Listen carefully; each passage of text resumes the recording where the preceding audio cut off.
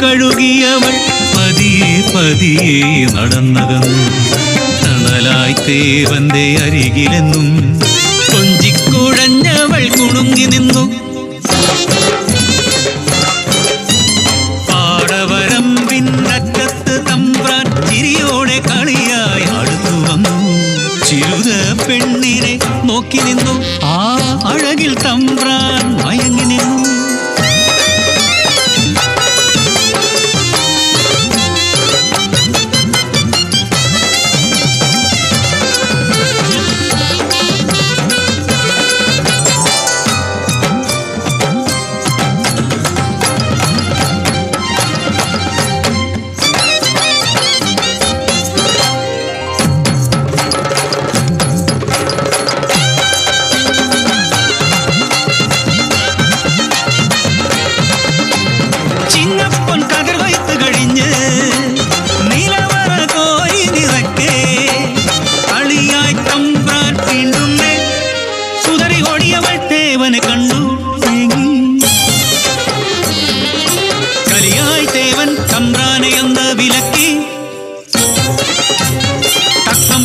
ചതിയൊരുക്കി തേവന തീർക്കാൻ നാളൊരുങ്ങി. കൂട്ടം ചേർന്ന് കഥമെനഞ്ഞു നെല്ലുകട്ടെന്നു മുദ്രകുത്തി.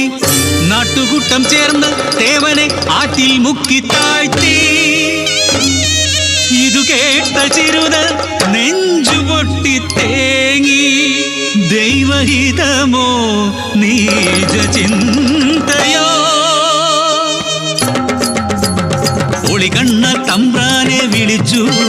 അവൾ പകയോടെ ചിരിതൂകി നിന്നു. കൊതിയോടെ തമ്പ്രാൻ അരികിലെത്തി. കയ്യിൽ കരുതിയ അരിവാളുമായി തമ്പ്രാനെ ആഞ്ഞുവെട്ടി. പിടയുന്ന തമ്പ്രാനെ മതിമറന്നവൾ പകയോടെ നോക്കി നിന്നു. പ്രതികാരം തീർത്തവൾ പടിയിറങ്ങി. തമ്പ്രാന്റെ കൂട്ടാളർ തേടിയലഞ്ഞു. കണ്ണീരാറ്റിൻ വക്കത്ത് തേവനെ ഓർത്തവൾ ഇടനെഞ്ചു പൊട്ടി തേങ്ങി. പകയോടെ വന്നവർ കടന്നു പിടിച്ചു. ക്രൂരമായി മർദ്ദിച്ചവളെ ഒരു കയറാൽ ആ മാവിൻ കൊമ്പത്ത് അവളെ കെട്ടി തൂക്കിയിട്ടു. പുലർന്നൊരാ നേരം നാടറിഞ്ഞു.